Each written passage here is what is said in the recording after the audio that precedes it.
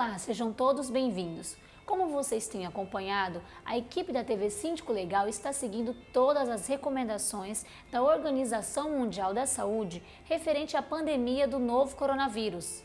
Diante disso, os nossos programas estão sendo produzidos através de lives e videochamadas, tudo para continuar levando bons conteúdos para vocês. Antes de começar, você que não se inscreveu no nosso canal no YouTube, se inscreva, TV Síndico Legal. Deixe também o seu comentário e o seu like para nos incentivar a trazer bons assuntos para vocês. Está começando mais um painel condominial.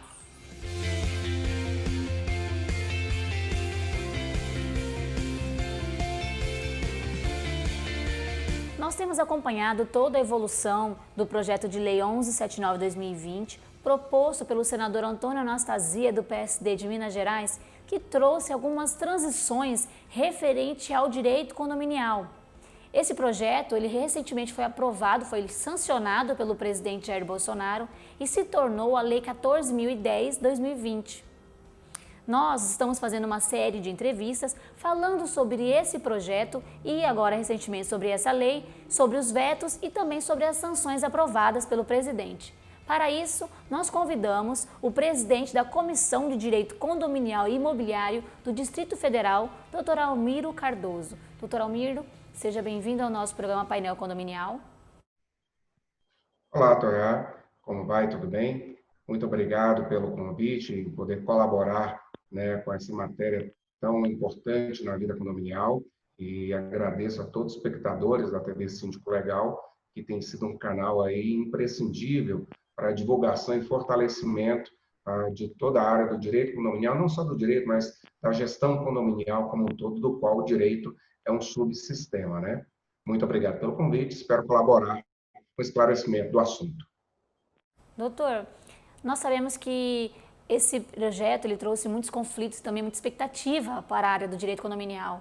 Como que está a situação dos condomínios no Distrito Federal? Está acontecendo muitos conflitos ou os condôminos e síndicos estão conseguindo lidar com essa situação?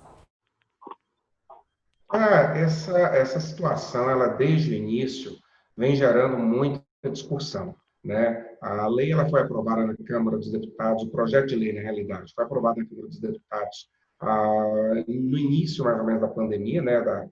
Por volta do dia 13 de abril, e demorou um bom tempo até ser apreciado, aliás, foi aprovado no Senado no início de abril, demorou um bom tempo para ser apreciado para a Câmara dos Deputados, pela Câmara dos Deputados, né?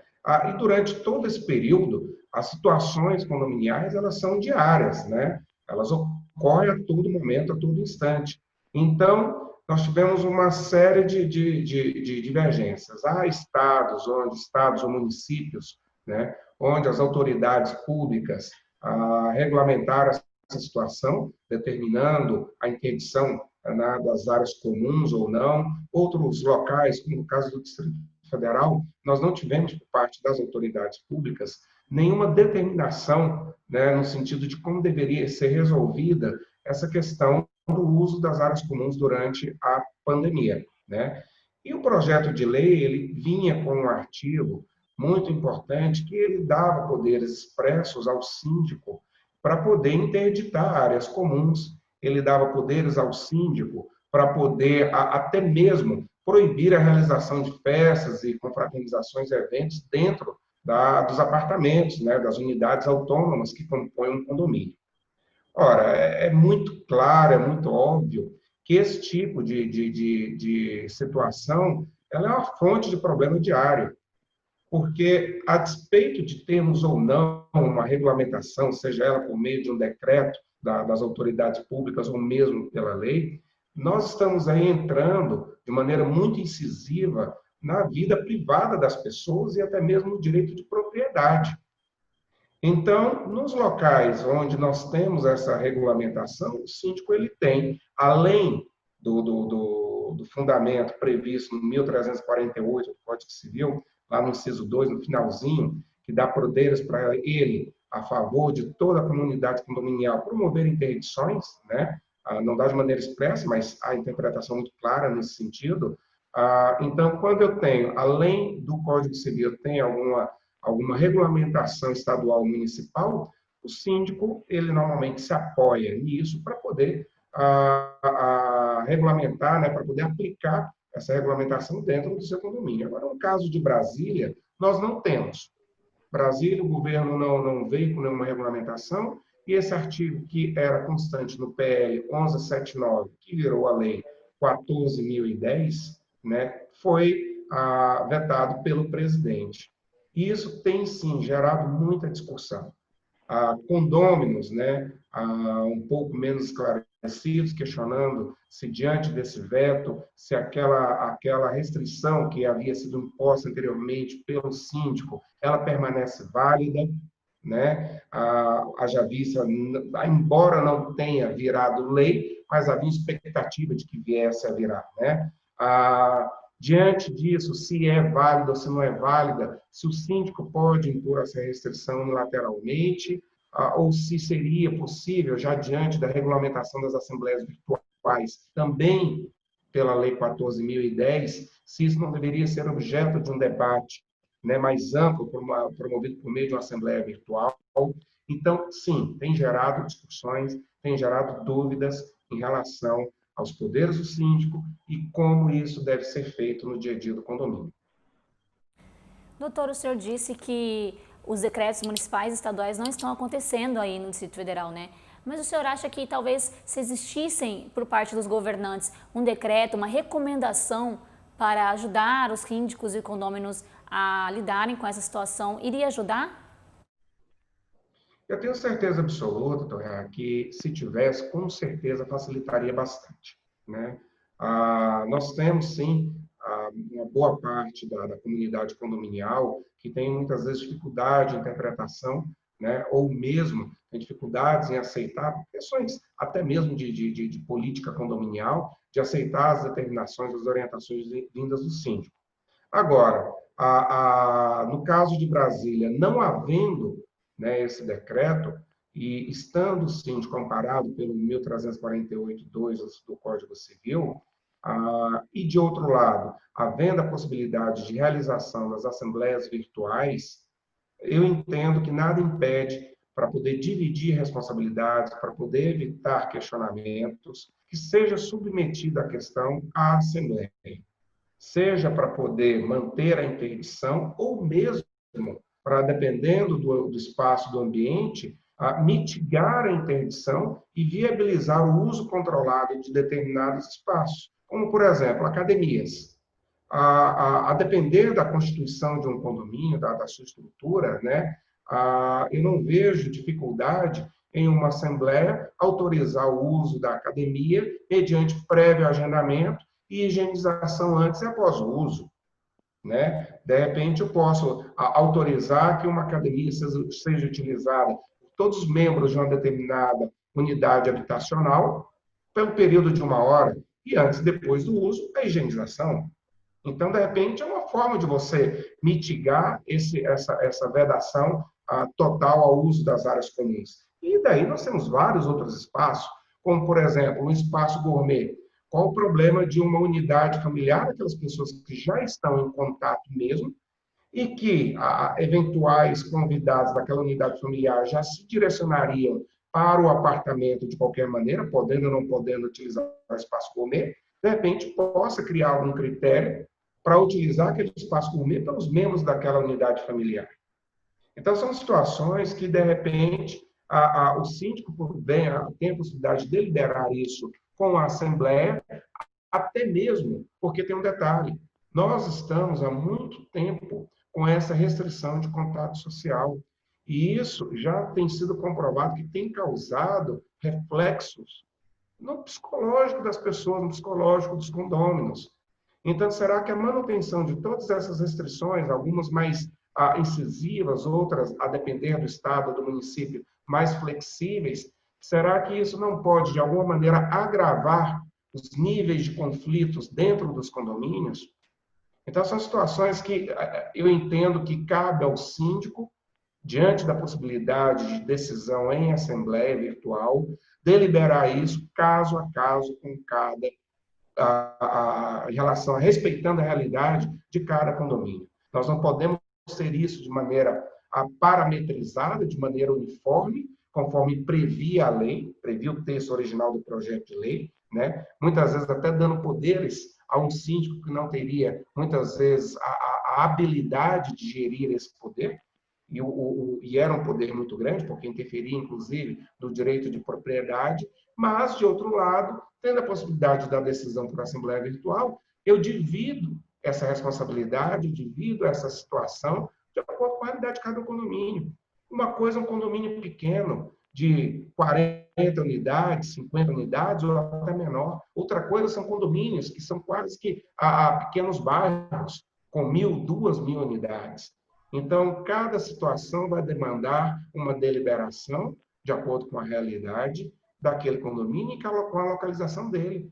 Existem cidades que não têm casos nenhum de contágio. Será que a aplicação da restrição absoluta seria a mesma para cidades onde existem a grande quantidade de contágio?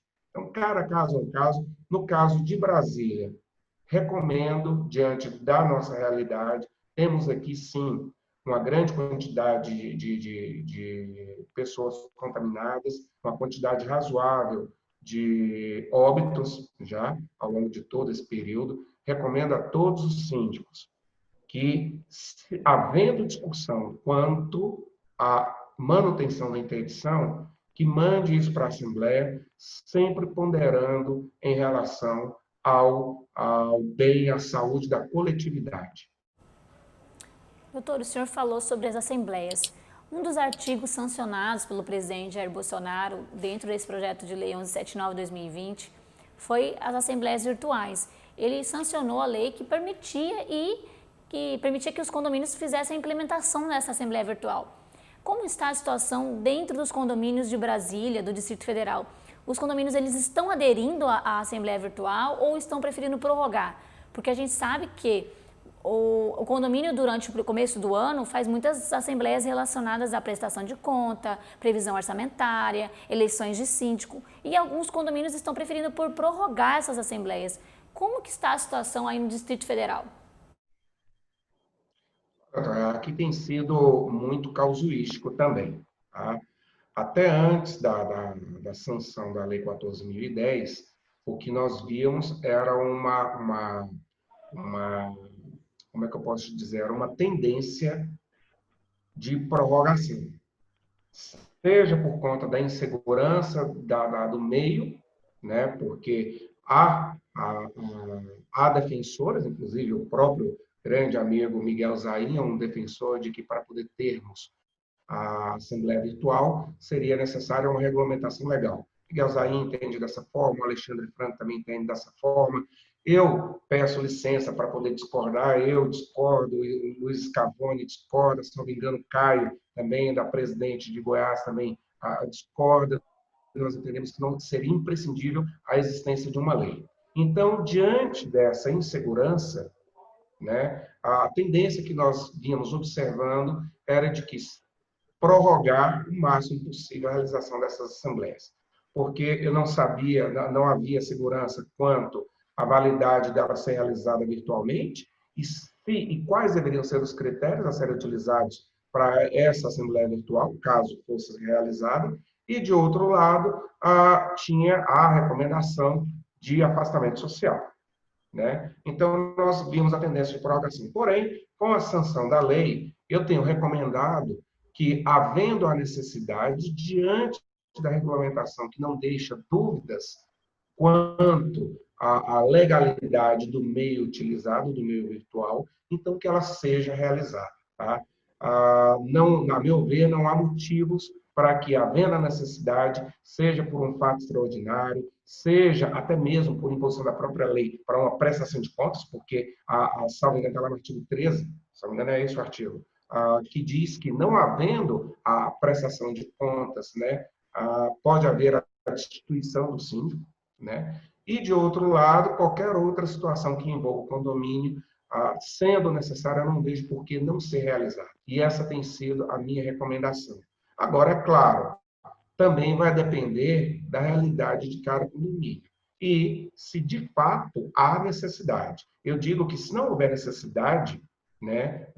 Se houver a possibilidade de prorrogação, aguarde. Agora, não havendo possibilidade, sendo algo extraordinário, sendo uma eleição de um síndico, sendo uma aprovação de uma arrecadação extraordinária decorrente de algo, né, que possa vir a afetar o condomínio como um todo, então ele tem que ser sim realizada, até porque se não for, nós podemos estar diante aí de uma omissão do síndico que pode vir a lhe trazer uma responsabilização futura.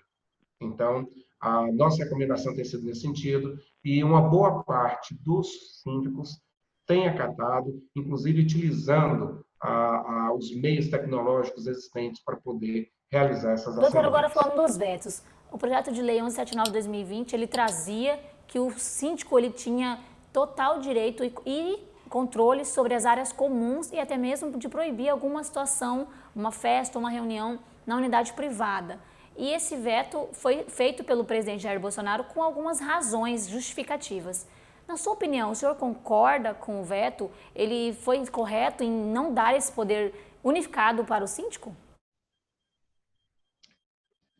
Há sempre, no mínimo, dois lados, né? Duas vertentes dentro de cada perspectiva que a gente, dentro de cada situação que a gente vem analisar na vida.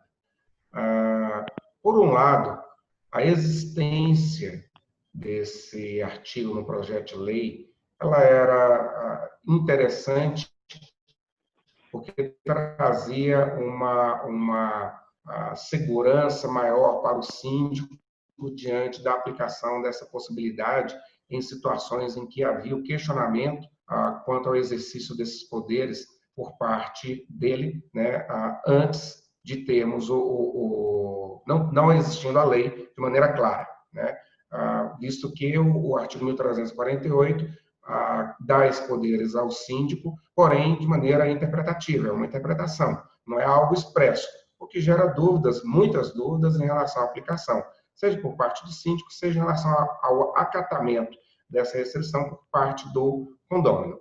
Então, sobre o viés, sobre a ótica de deixar essa situação clara, e aí eu me refiro especificamente quanto à restrição de área comum, de uso de área comum, eu entendo que essa previsão no projeto de lei ela era, sim, interessante.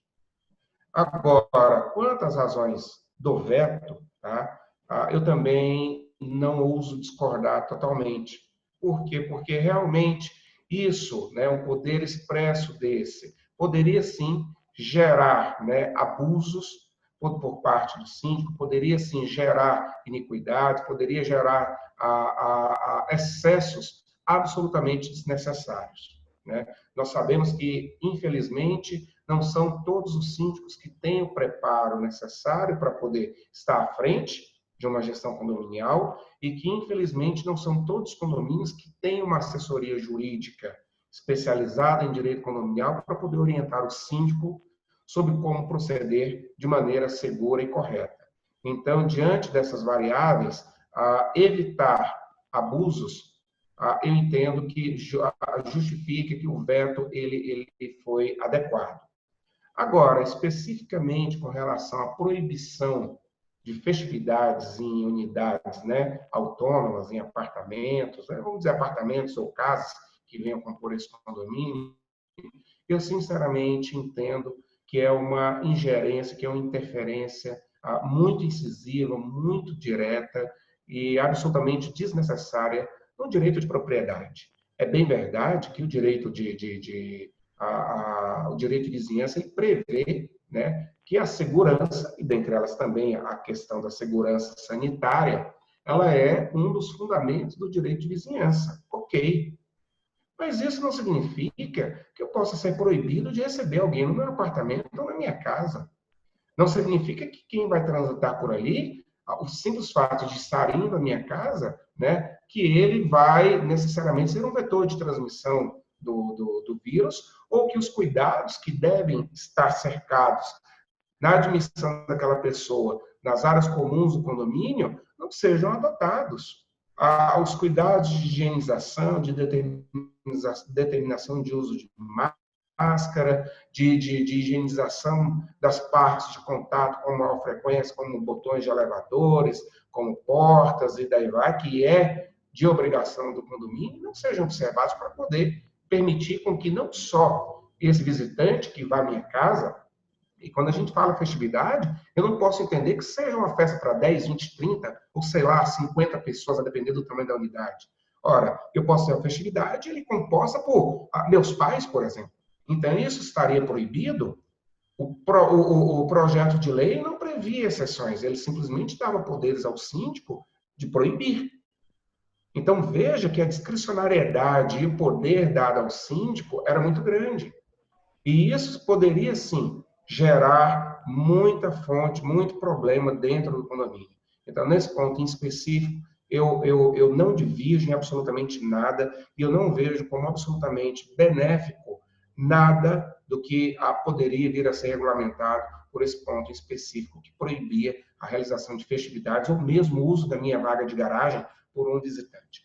Eu entendo que é absolutamente desnecessário e que o veto foi totalmente correto. No outro caso, no caso específico do uso das áreas comuns, ele tem dois lados, mas considerando também os problemas que isso poderiam gerar decorrente aí de um abuso desse poder e também decorrente da existência dessa possibilidade do artigo 1348 do Código Civil, então, a existência ou não dessa possibilidade não faz tanta diferença no dia a dia da vida condominial. Faria diferença para poder trazer uma clareza maior na aplicação, mas não que a existência ou não desse artigo vetado inviabiliza o síndico a adotar as medidas que entende ser possíveis e ressalto, sob a minha recomendação, sempre com aprovação, nesses casos de assembleia ou com validação por meio da assembleia, caso a determinação já exista. Doutor, para finalizar, qual que é a sua recomendação para todos os síndicos e condôminos de todo o país que está nos assistindo agora, para ajudar a superar esse momento, a lidar com os conflitos que acontecem dentro dos condomínios, já que grande parte da população vive em condomínio e estão em situação de quarentena, né? Estão ficando cada vez mais em casa, estudando, trabalhando.